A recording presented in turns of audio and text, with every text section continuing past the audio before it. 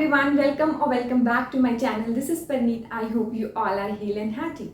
So today in this video lesson we are going to discuss past tense. ਆਪਾਂ discuss ਕਰਾਂਗੇ past indefinite tense and we are discussing active passive voice. Simple tenses means active voice ਆਪਾਂ already discuss ਕਰ ਚੁੱਕੇ ਹਾਂ. I hope ਤੁਸੀਂ ਉਹ videos ਦੇਖ ਵੀ ਲਈਆਂ ਨੇ and you find them useful as well. देखो मैं तुहानूं पहला भी दस्सिया एक्टिव एंड पैसिव या पैसिव वॉइस मैं कहा उन्होंने स्टार्ट करन तो पहला उहदे बारे नॉलेज होने तो पहला तुहानूं टेंसेस की बेसिक नॉलेज होनी बहुत जरूरी है. सो गाइस पहला सारियां टेंसेस दी वीडियोस देखो, प्लेलिस्ट दे विच सारी अवेलेबल ने. उस तो बाद तुसी एक्टिव पैसिव जिहदे विच आपां बेसिकली पैसिव दी गल करदे हां ओह वालियां वीडियोस देखो. फिर देखो तुहानूं हौली हौली अपने आप चीज़ां फ्लो करदियां रहणगीਆਂ, अपने आप चीज़ां तुहाडे दिमाग दे विच आउंदियां रहणगीਆਂ. ठीक है.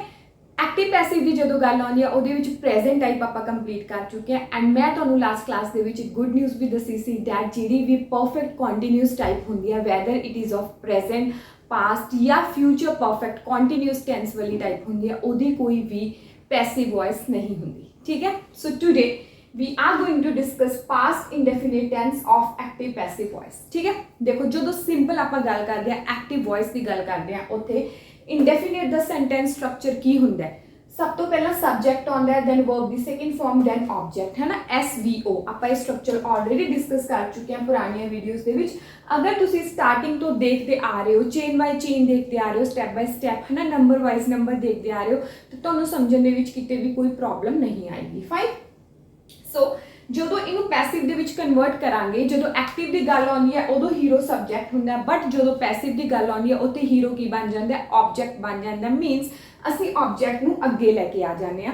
ਸੋ ਸਟਰਕਚਰ ਕੀ ਬਣੇਗਾ, ਸਭ ਤੋਂ ਪਹਿਲਾਂ ਆਬਜੈਕਟ ਆਏਗਾ ਪੈਸਿਵ ਵੌਇਸ ਦੇ ਵਿੱਚ, ਉਸ ਤੋਂ ਬਾਅਦ ਆਉਂਦਾ helping verb. Helping verb past indefinite ਦੇ ਵਿੱਚ ਲੱਗੇਗਾ ਵਾਸ ਜਾਂ ਫਿਰ वर. ਵਾਸ ਲੱਗੇਗਾ ਸਿੰਗੂਲਰ ਦੇ ਨਾਲ, वर ਲੱਗੇਗਾ ਪਲੂਰਲ ਦੇ ਨਾਲ. ਠੀਕ ਹੈ. पैसिव ਦੇ ਵਿੱਚ ਆਪਾਂ ਇੱਕ ਗੱਲ ਹੋਰ ਡਿਸਕਸ ਕੀਤੀ ਸੀ ਕਿ ਜਦੋਂ ਵੀ ਪੈਸਿਵ ਵੌਇਸ ਦੇ ਸੈਂਟੈਂਸਸ ਬਣਾਉਣੇ ਆ ਹਮੇਸ਼ਾ ਵਰਬ ਦੀ ਥਰਡ ਫਾਰਮ ਆਉਂਦੀ ਹੈ, ਦੈਨ ਆਉਂਦਾ ਬਾਈ, ਕਿਉਂਕਿ ਇਹਦੇ ਵਿੱਚ ਗੱਲ ਹੁੰਦੀ ਹੈ ਦੁਬਾਰਾ ਦੀ, ਹੈ ਨਾ. ਕੋਈ ਚੀਜ਼ ਕਿਸੇ ਦੇ ਦੁਆਰਾ ਕੀਤੀ ਜਾਂਦੀ ਹੈ. ਐਂਡ ਤੇ ਕੀ ਆਉਂਦਾ, ਸਬਜੈਕਟ ਆਉਂਦਾ. ਸੋ ਸੈਂਟੈਂਸ ਸਟਰਕਚਰ ਬਣ ਗਿਆ ਆਬਜੈਕਟ प्लस हैल्पिंग वर्ब ਜਿਹੜਾ was वर ਹੋਏਗਾ, ਦੈਨ ਵਰਬ ਦੀ ਮੇਨ ਵਰਬ ਦੀ ਥਰਡ ਫਾਰਮ ਆਏਗੀ, then by, then subject end ਦੇ ਵਿੱਚ ਆਏਗਾ.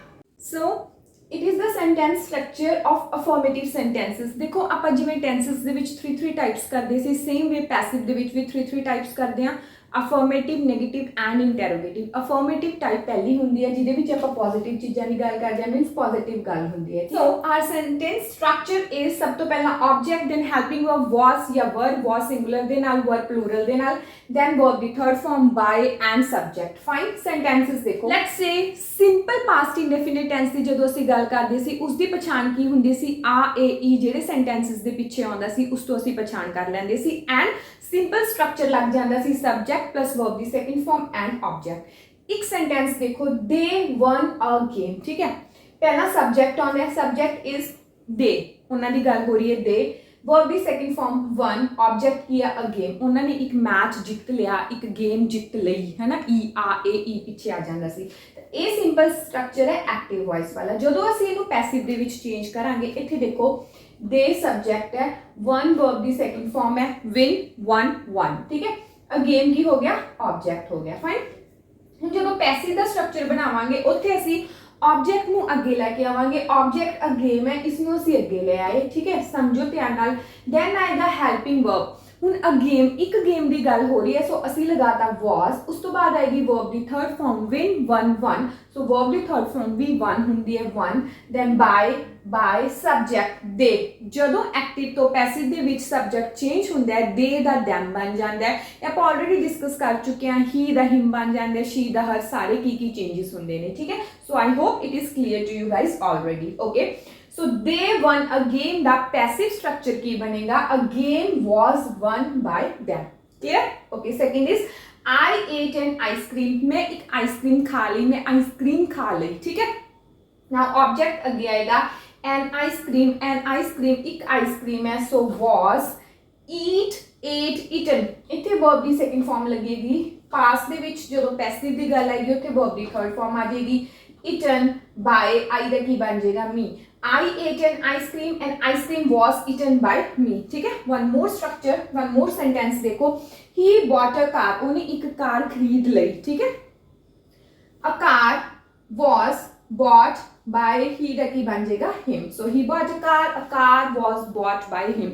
So it is the sentence structure of affirmative sentences. I hope ਤੁਹਾਨੂੰ ਇਹ clear ਹੋ ਗਿਆ because ਇਹ ਬਿਲਕੁਲ ਸਿੰਪਲ ਹੈ. ਇਹਦੇ ਵਿੱਚ ਸਿਰਫ ਤੁਸੀਂ ਕਿਸ ਚੀਜ਼ ਦਾ ਧਿਆਨ ਰੱਖਣਾ ਹੈ, ਹੈਲਪਿੰਗ ਵਰਬਸ ਦਾ ਧਿਆਨ ਰੱਖਣਾ, ਜਿਹੜੇ was were ਆਉਣਗੇ verb ਦੀ ਸੈਕੰਡ ਫਾਰਮ ਚੇਂਜ ਹੋ ਕੇ ਕੀ ਬਣ ਜਾਏਗੀ, verb ਦੀ ਥਰਡ ਫਾਰਮ ਬਣ ਜਾਏਗੀ. Now coming to the negative sentences, ਜਦੋਂ ਨੈਗੇਟਿਵ ਪਾਰਟ ਦੀ ਗੱਲ ਆਉਂਦੀ ਹੈ ਉੱਥੇ ਅਸੀਂ ਕੀ ਲਗਾਉਂਦੇ ਸੀ, ਉੱਥੇ ਆ ਜਾਂਦਾ ਸੀ did not, है ना, did not ਦੀ ਗੱਲ ਆ ਜਾਂਦੀ ਹੈ. उन्होंने मैच नहीं जित्तिया, मैं आइसक्रीम नहीं खाई, मैं कार नहीं खरीदी, ठीक है. ਤਾਂ ਉੱਥੇ did ਜਦੋਂ not ਦੀ ਗੱਲ ਆ ਜਾਂਦੀ ਸੀ, ਨਹੀਂ ਦੀ ਆ ਜਾਂਦੀ ਸੀ ਤਾਂ did not ਆ ਜਾਂਦਾ ਸੀ. ਹੁਣ ਅਸੀਂ ਇਹ ਦੇਖਣਾ ਕਿ did not ਵਾਲੇ ਸੈਂਟੈਂਸ ਸਟਰਕਚਰ ਅਸੀਂ ਕਿਸ ਤਰ੍ਹਾਂ ਬਣਾਵਾਂਗੇ ਇਨ ਪੈਸਿਵ ਵੌਇਸ. ਸੋ ਇਨ ਨੈਗੇਟਿਵ ਦੇ ਸਟਰਕਚਰ ਦੇ ਵਿੱਚ ਜਿੱਥੇ ਨਹੀਂ ਦੀ ਗੱਲ ਆਉਂਦੀ ਹੈ ਉੱਥੇ ਕੀ ਆ ਜਾਂਦਾ, did ਆ ਜਾਂਦਾ, ਠੀਕ ਹੈ. ਐਂਡ ਦੇਖੋ ਜਦੋਂ ਅਸੀਂ ਪੋਜ਼ਿਟਿਵ ਸੈਂਟੈਂਸਸ ਦੀ ਗੱਲ ਕੀਤੀ ਸੀ ਉੱਥੇ ਅਸੀਂ ਵਰਬ ਦੀ ਸੈਕੰਡ ਫਾਰਮ ਲਗਾਉਂਦੇ ਸੀ, ਠੀਕ ਹੈ. ਸਬਜੈਕਟ ਪਲੱਸ ਵਰਬ ਦੀ ਸੈਕੰਡ ਫਾਰਮ ਪਲੱਸ ਆਬਜੈਕਟ ਜਦੋਂ ਸਿੰਪਲ ਟੈਂਸ ਦੀ ਗੱਲ ਆਉਂਦੀ ਸੀ. ਬਟ ਜਦੋਂ ਨੈਗੇਟਿਵ ਟਾਈਪ ਦੀ ਗੱਲ ਆ ਜਾਂਦੀ ਹੈ ਉੱਥੇ did ਆ ਜਾਂਦਾ ਤਾਂ ਉਹਦੇ ਨਾਲ ਵਰਬ ਦੀ ਹਮੇਸ਼ਾ ਫਰਸਟ ਫਾਰਮ ਲੱਗਦੀ ਹੈ. ਕਿਉਂ? ਬਿਕਾਜ਼ did ਆਲਰੇਡੀ ਵਰਬ ਦੀ ਸੈਕੰਡ ਫਾਰਮ ਹੈ ਨਾ, do did done. ਤਾਂ ਇਹ ਚੀਜ਼ਾਂ ਦਾ ਤੁਸੀਂ ਧਿਆਨ ਰੱਖਣਾ ਹੈ. ਜਦੋਂ ਆਪਾਂ ਸਿੰਪਲ ਪਾਸਟ ਟੈਂਸ ਦੀ ਗੱਲ ਕਰਦੇ ਹਾਂ ਟੈਂਸਸ ਦੇ ਵਿੱਚ ਉਹ ਹਲਕਾ ਜਿਹਾ ਟ੍ਰਿਕੀ ਹੁੰਦਾ ਹੈ ਕਿਉਂਕਿ ਆਪਾਂ ਨੂੰ ਕਨਫਿਊਜ਼ਨ ਹੁੰਦੀ ਹੈ ਕਿ ਅਫਰਮੇਟਿਵ ਦੇ ਵਿੱਚ ਤਾਂ ਲਾਈਕ ਵਰਬ ਦੀ ਸੈਕੰਡ ਫਾਰਮ ਦੀ ਗੱਲ ਆਉਂਦੀ ਹੈ, ਨੈਗੇਟਿਵ ਐਂਡ ਇੰਟਰੋਗੇਟਿਵ ਦੇ ਵਿੱਚ ਜਿੱਥੇ did ਆਉਂਦਾ ਉੱਥੇ ਵਰਬ ਦੀ ਫਰਸਟ ਫਾਰਮ ਲੱਗਦੀ ਹੈ, ਠੀਕ ਹੈ. ਐਂਡ ਇਹ ਟੈਂਸ ਹੈ ਜਿਹੜਾ ਬਹੁਤ ਜ਼ਿਆਦਾ ਯੂਜ਼ ਵੀ ਹੁੰਦਾ ਹੈ ਤਾਂ ਉੱਥੇ ਅਸੀਂ ਮਿਸਟੇਕਸ ਕਮਿਟ ਕਰ ਦਿੰਦੇ ਹਾਂ. ਬਟ ਗਾਈਜ਼ ਜਦੋਂ ਗੱਲ ਆਉਂਦੀ ਹੈ ਪੈਸਿਵ ਵੌਇਸ ਦੀ ਉਹਦੀ ਤੁਹਾਨੂੰ ਟੈਨਸ਼ਨ ਲੈਣ ਦੀ ਜ਼ਰੂਰਤ ਨਹੀਂ ਹੈ ਬਿਕਾਜ਼ ਉੱਥੇ ਹੈਲਪਿੰਗ ਵਰਬ was ਜਾਂ were ਹੀ ਲੱਗੇਗਾ, ਚਾਹੇ ਉਹ ਪੋਜ਼ਿਟਿਵ ਹੈ, ਚਾਹੇ ਨੈਗੇਟਿਵ ਹੈ, ਚਾਹੇ ਇੰਟਰੋਗੇਟਿਵ ਹੈ. ਫਾਈਨ. ਦੇਖੋ structure simple active voice tense ਵਾਲਾ ਸਟਰਕਚਰ ਕੀ ਸੀ, ਸਭ ਤੋਂ ਪਹਿਲਾਂ ਸਬਜੈਕਟ ਆਉਂਦਾ ਸੀ, ਫਿਰ did not ਆ ਜਾਂਦਾ ਸੀ. ਹੁਣ did ਵਰਬ ਦੀ ਸੈਕੰਡ ਫਾਰਮ ਆਲਰੇਡੀ ਆ ਗਈ, ਫਿਰ ਆਪਾਂ ਵਰਬ ਦੀ ਫਰਸਟ ਫਾਰਮ ਲਗਾਵਾਂਗੇ ਐਂਡ ਦੇ ਵਿੱਚ ਆਬਜੈਕਟ ਬਚਿਆ ਖੁਚਿਆ ਸਮਾਨ. Fine. When it comes to passive voice object ਸਭ ਤੋਂ ਅੱਗੇ ਆ ਜਾਏਗਾ, ਦੈਨ ਹੈਲਪਿੰਗ ਵਰਬ ਆਏਗਾ, ਦੈਨ not, then verb ਦੀ third form by and subject. ਬਸ ਜਦੋਂ not ਦੀ ਗੱਲ ਆਏਗੀ ਤੇ ਤੁਸੀਂ ਕੀ ਧਿਆਨ ਰੱਖਣਾ ਹੈ, ਚਾਹੇ ਕੋਈ ਵੀ ਟਾਈਪ ਹੈ ਪੈਸਿਵ ਵੌਇਸ ਦੀ ਉੱਥੇ ਹੈਲਪਿੰਗ ਵਰਬ ਤੋਂ ਬਾਅਦ not ਲਗਾ ਦੇਣਾ. ਹਮੇਸ਼ਾ ਮੈਂ ਦੱਸਦੀ ਹਾਂ ਹੈਲਪਿੰਗ ਵਰਬ ਤੋਂ ਬਾਅਦ ਤੁਹਾਡਾ not ਆ ਜਾਏਗਾ, ਸਿੰਪਲ ਸਟਰਕਚਰ ਬਣ ਜਾਏਗਾ. Fine. Have a look on the sentences. देखो they did not win the match. did not आ गया तो फर्स्ट फॉर्म लगेगी, ठीक है. Subject plus did not plus verb दी फर्स्ट फॉर्म प्लस ऑब्जेक्ट ए वाला स्ट्रक्चर सी. ਹੁਣ ਜਦੋਂ ਇਹਨੂੰ ਪੈਸਿਵ ਦੇ ਵਿੱਚ ਚੇਂਜ ਕਰਾਂਗੇ ऑब्जेक्ट ਅੱਗੇ ਆ ਜਾਏਗਾ the match, then was or were, ठीक है. मैच एक मैच की गल हो रही है तो was आएगा, हेल्पिंग वर्ब के नाल not आ जाएगा, win won won वर्ब की थर्ड फॉर्म आ गई, by आ गया एंड दे विच की आ गया सब्जेक्ट, दे दा की बन गया them. They did not win the match was not won by them. Clear? Okay. Second sentence is Raman did not buy a house. Raman एक कार नहीं खरीदिया. सो अ हाउस अगे आ जाएगा, a house was not bought by Raman. by bought bought. सो पैसे की जो गल आउंदी है उत्थे एक मोस्ट इंपॉर्टेंट चीज जिसका तुहानू ध्यान रखना, that is forms of verb, है ना. इन्हां नाल ही तुसीं प्ले करना है.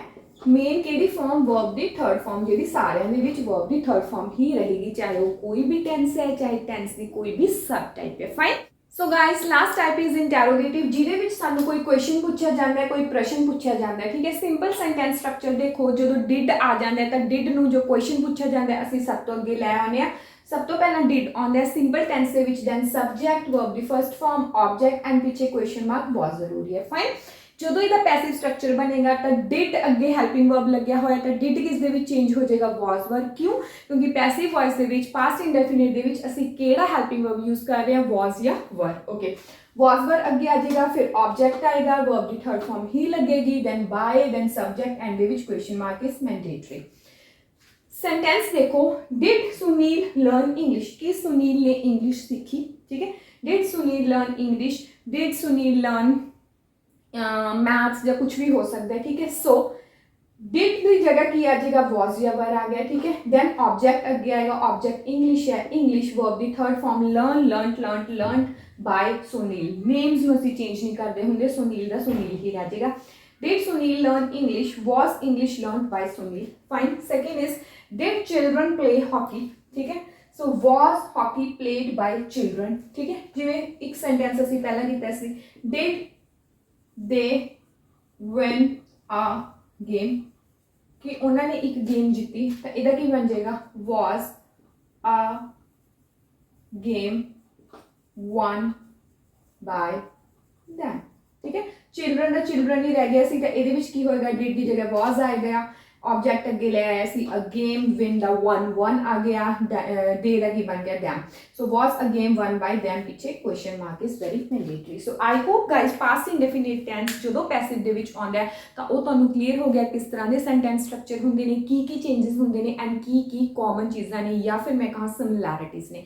ਸੋ I hope it is clear. That's all for today's video. If you find the video useful and helpful, please subscribe to my channel and yes, share it with your friends and family members, and if you have any doubts do write me in the comment section. Thank you so much. Bye bye, take care.